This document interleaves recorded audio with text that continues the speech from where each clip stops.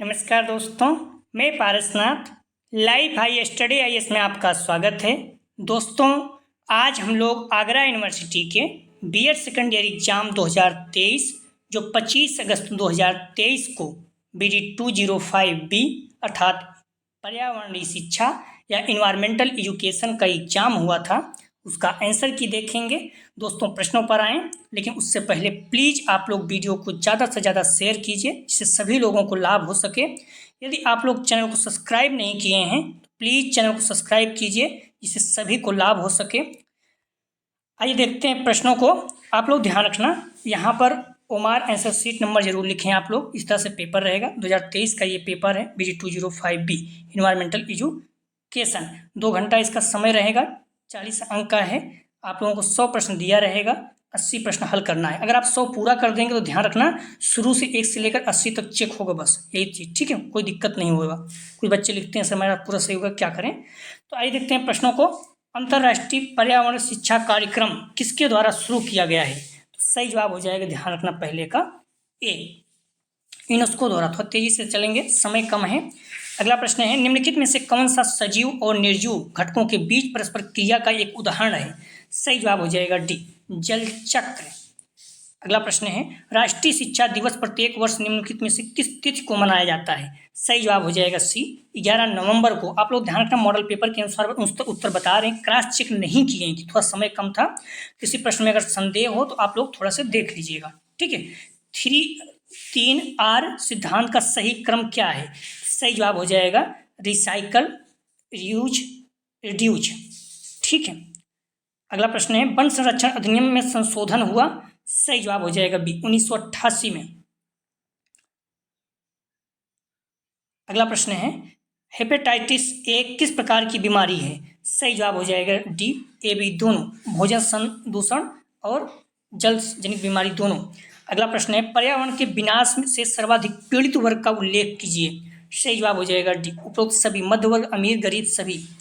अगला प्रश्न है, सर्वाधिक बार बार होने वाली प्राकृतिक आपदा का नाम बताइए। सही जवाब हो जाएगा बी, बाढ़।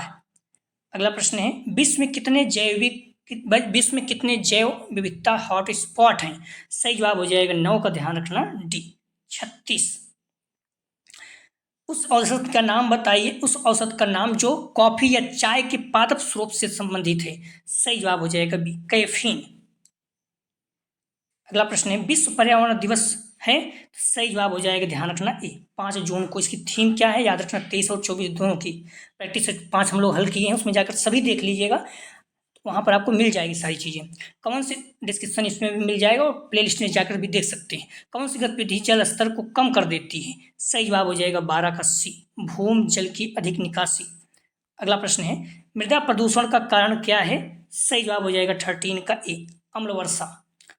रेडियंस क्यों हानिकारक है? सही जवाब हो जाएगा ए, रेडियंस से त्वचा कैंसर होता है। अगला प्रश्न है, उस गैस का नाम बताइए जो वायुमंडलीय तापमान को बनाए रखने में महत्वपूर्ण है। सही जवाब हो जाएगा बी, CO2, कार्बन डाइऑक्साइड। पारिस्थितिकी तंत्र शब्द की खोज किसने की? सही जवाब हो जाएगा, ध्यान रखना, सिस्टीन का सी, टांसले। अगला प्रश्न है, पृथ्वी पर सभी प्रजातियों एक दूसरे के साथ अपने संबंधित वातावरण के साथ सामूहिक रूप से बनती है। सही जवाब हो जाएगा ए, जैवमंडल। अगला प्रश्न है, वायुमंडल की किस सतह में ओजोन होती है जो अल्ट्रावायलेट प्रकाश को सोखने में सहायक होती है? सही जवाब हो जाएगा ए, समतापमंडल। आदर्श रूप से इंडिया में कितने प्रतिशत जंगल भूमि होना चाहिए? सही जवाब हो जाएगा डी, 33%।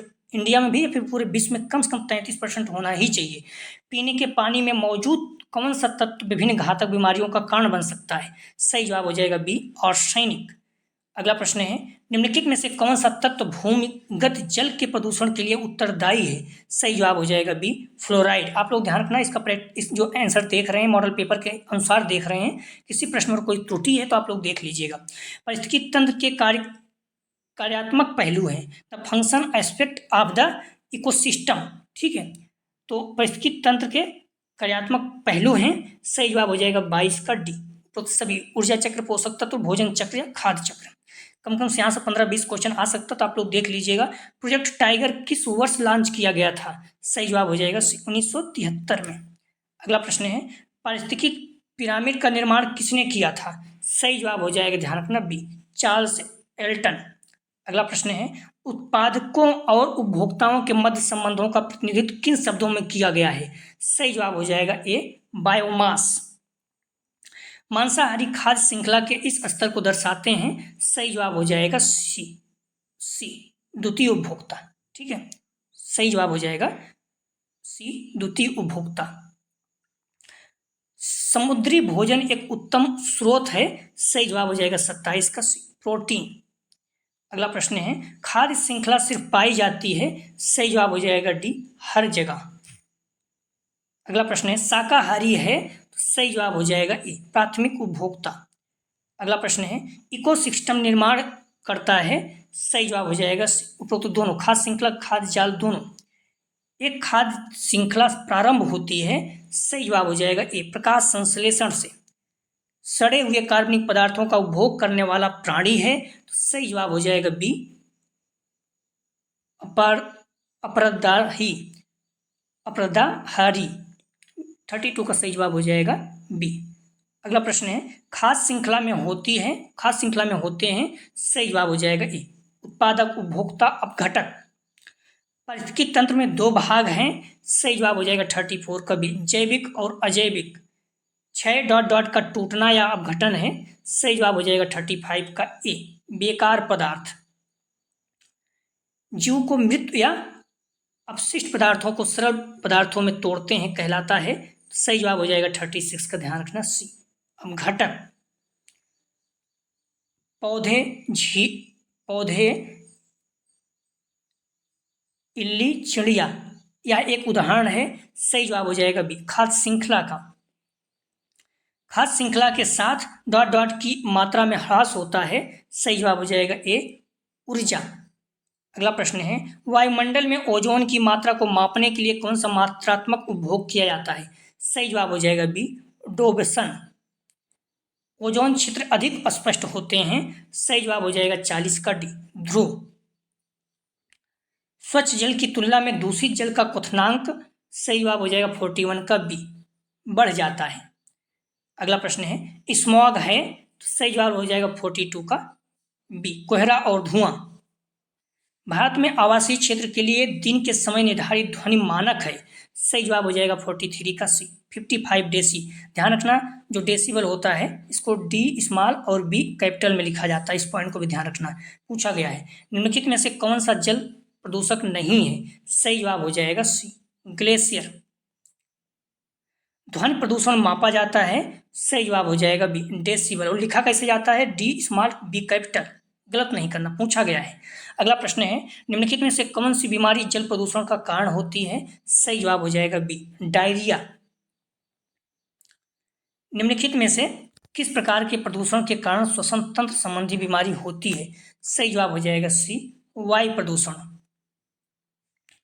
ओजोन परत के ह्रास के लिए इनमें से कौन सा सिंथेटिक रसायन जिम्मेदार है? सही जवाब हो जाएगा बी, क्लोरोफ्लोरोकार्बन। ग्लोबल वार्मिंग के लिए निम्नलिखित में से कौन जिम्मेदार है? सही जवाब हो जाएगा 49 का डी, कार्बन डाइऑक्साइड और मीथेन। ओजोन को वैज्ञानिक रूप से दर्शाया जाता है। सही जवाब हो जाएगा सी, O3। ओजोन वाले पदार्थ पर होने वाली कन्वेंशन है। सही जवाब हो जाएगा 51 का बी, मॉन्ट्रियल प्रोटोकॉल। पीसीएस वगैरह में बार बार पूछा था, महत्वपूर्ण है। अम्ल वर्षा डॉट डॉट के कारण होती है। सही जवाब हो जाएगा सी, ए और बी दोनों। सल्फर डाइऑक्साइड, नाइट्रोजन ऑक्साइड दोनों। अम्ल वर्षा क्षरण करती है। सही जवाब हो जाएगा सी, ए बी दोनों। कैल्शियम और मैग्नीशियम दोनों। अगला प्रश्न है, ताजमहल की क्षति का प्रमुख कारण है? सही जवाब हो जाएगा बी, ध्वनि प्रदूषण। अगला प्रश्न है, अम्ल वर्षा का प्रत्यय दिया है। सही जवाब हो जाएगा सी, रॉबर्ट इनगुस स्मिथ। अगला प्रश्न है, निम्नलिखित में से कौन सी एक ग्रीन हाउस गैस नहीं है? सही जवाब हो जाएगा बी, हाइड्रोजन। निम्नलिखित में से कौन सी ग्रीन हाउस गैस बहुत अधिक मात्रा में उपस्थित होती है? सही जवाब हो जाएगा ए, कार्बन डाइऑक्साइड। अगला प्रश्न है, ग्लोबल वार्मिंग का प्रमुख कारण है? सही जवाब हो जाएगा 58 का सी, ग्रीन हाउस गैसें। अगला प्रश्न है, ग्रीन हाउस प्रभाव का कारण है? सही जवाब हो जाएगा ए, वायुमंडल में ओजोन परत। अगला प्रश्न है, ग्रीन हाउस प्रभाव में सर्वाधिक हिस्सा है? सही जवाब हो जाएगा डी, जलवाष्प का। अगला प्रश्न है जलवायु परिवर्तन का कारण है, सही जवाब हो जाएगा डी उपरोक्त सभी, ग्रीन हाउस गैस, ओजोन प्रक्षेप, प्रदूषक सभी। अगला प्रश्न है ग्रीन हाउस गैसों का प्रत्यय दिया था, सही जवाब हो जाएगा बी जोसेफ फोरियर। अगला प्रश्न है क्योटो प्रोटोकॉल संबंधित है, सही जवाब हो जाएगा बी जलवायु परिवर्तन। अगला प्रश्न है निम्नलिखित में से किसको मुख्यतः मानव निर्मित आपदा कहा जाता है, सही जवाब हो जाएगा ए आग। अगला प्रश्न है आपदा प्रबंधन योजना शुरू की गई थी, सही जवाब हो जाएगा सी 2016 में, ठीक है 65 का सही जवाब है सी। राष्ट्रीय आपदा प्रबंधन संस्थान का मुख्यालय स्थित है, सही जवाब हो जाएगा 66 का, ध्यान रखना आप लोग बी नई दिल्ली में। निम्नलिखित में से क्या एक प्राकृतिक आपदा नहीं है, सही जवाब हो जाएगा सी ब्लू ओवर। बाकी सुनामी ज्वालामुखी बाढ़ है, भूकंपी तरंगों के कारण उत्पन्न आपदा का नाम है, सही जवाब हो जाएगा सी सुनामी, ठीक है भूकंप तो आता ही है, सुनामी जो है भूकंप तरंगों के कारण ही होती है, ठीक है। अगला प्रश्न है अंतर्राष्ट्रीय सुनामी सूचना केंद्र स्थित है, सही जवाब हो जाएगा बी बी हैदराबाद में। भारत का कुल बाढ़ संभावित क्षेत्र है, सही जवाब हो जाएगा सी 12%। जीका वायरस निम्नलिखित में से किसके द्वारा फैलता है, सही जवाब हो जाएगा सी मच्छर। अगला प्रश्न है नोवल कोरोना वायरस निम्नलिखित में से किस देश से उत्पन्न हुआ, सही जवाब हो जाएगा बी चीन से। करंट का क्वेश्चन देखो पूछा जा रहा है, निम्नलिखित में से कौन सा एक त्वरित प्रारंभिक आपदा का उदाहरण नहीं है, सही जवाब हो जाएगा बी सूखा। अगला प्रश्न है प्राकृतिक आपदा न्यूनीकरण का अंतर्राष्ट्रीय दिवस मनाया जाता है, सही जवाब हो जाएगा सी 13 अक्टूबर। अगला प्रश्न है खतरों और आपदाओं को निम्नलिखित में से किन वर्गों में वर्गीकृत किया गया है, सही जवाब हो जाएगा बी प्राकृतिक और मानव निर्मित। आप लोग ध्यान रखना मॉडल पेपर के हिसाब से उत्तर बता रहे हैं, थोड़ा टाइम नहीं था इसलिए क्रॉस चेक नहीं कर पाए हैं, किसी प्रश्न में त्रुटि हो तो आप लोग कमेंट सेक्शन में जरूर बताइएगा। पृथ्वी शिखर सम्मेलन का आयोजन किया था तो UNCEP यूनसेप। अगला प्रश्न है कार्बोनेट्स जल में उत्पन्न करते हैं, कार्बोनेट जल में उत्पन्न करते हैं, सही जवाब हो जाएगा सी अम्लता। अगला प्रश्न है रियो सम्मेलन सम्मिलित है, सही जवाब हो जाएगा डी जैव विविधता से। अगला प्रश्न है निम्नलिखित में से कौन सा ऊर्जा का नवीकरणीय स्रोत है, सही जवाब हो जाएगा सी नेचुरल गैस। कौन सा उर्वरक मिट्टी में अम्लता उत्पन्न करता है, सही जवाब हो जाएगा बी अमोनियम सल्फेट। इसको आप लोग जरूर देखिए, कम से कम 20 से 25 क्वेश्चन आएगा एग्जाम में सेम टू सेम। किसने कहा एक परियोजना एक सामाजिक वातावरण में एक संपूर्ण स्वोद्देश्य गतिविधि है, सही जवाब हो जाएगा बी किलपैट्रिक। परियोजना विधि का अगला प्रश्न है परियोजना विधि का प्रतिपादन किसने किया, सही जवाब हो जाएगा डी किलपैट्रिक। अगला प्रश्न है सर्वाधिक प्रभावी शिक्षण सहायक सामग्री है, सही जवाब हो जाएगा बी प्रत्यक्ष अनुभव, बी इसका सही जवाब है। अगला प्रश्न है गतिविधि तकनीक है, सही जवाब हो जाएगा सी छात्र केंद्रित। अगला प्रश्न है ईबीएस में निम्नलिखित में से कौन सी एक शिक्षण अधिगम विधि नहीं है, सही जवाब हो जाएगा T5 का वैज्ञानिक विधि। अगला प्रश्न है छात्र निष्क्रिय होते हैं, सही जवाब हो जाएगा सी व्याख्यान विधि। अगला प्रश्न है मुद्रित मीडिया में कौन सम्मिलित नहीं होगा, सही जवाब हो जाएगा सी आरेख। अगला प्रश्न है पर्यावरण शिक्षा केवल किस स्तर पर महत्वपूर्ण है, सही जवाब हो जाएगा डी सभी स्तर प्राथमिक माध्यमिक कॉलेज स्तर पर। अगला प्रश्न है राष्ट्रीय जलवायु सम्मेलन 2023 किस शहर में आयोजित किया गया था, सही जवाब हो जाएगा ध्यान रखना बी लखनऊ में। हवा में आर्द्रता, सही जवाब हो जाएगा ए हवा का तापमान बढ़ाती है। अगला प्रश्न है चिपको आंदोलन संबंधित है, सही जवाब हो जाएगा सी वृक्ष। अगला प्रश्न है निम्नलिखित में से कौन चिपको आंदोलन से संबंधित है, सही जवाब हो जाएगा ए सुंदरलाल बहुगुणा उत्तराखंड। अगला प्रश्न है ईबीएस के अध्ययन में डॉट छात्र की सहायता कर सकता है, तो सही जवाब हो जाएगा डी उपयुक्त सभी टीवी इको क्लब प्रदर्शनी सभी। अगला प्रश्न है मेधा पाटकर संबंधित हैं, सही जवाब हो जाएगा ए नर्मदा बचाओ आंदोलन से। अगला प्रश्न है पांडुरंग हेगड़े संबंधित हैं, सही जवाब हो जाएगा बी एप्को आंदोलन से। दक्षिण भारत में जैसे चिपको आंदोलन उत्तर भारत में, एप्को आंदोलन दक्षिण भारत में था। एप्को आंदोलन प्रारंभ हुआ था, सही जवाब हो जाएगा ए 1983 में।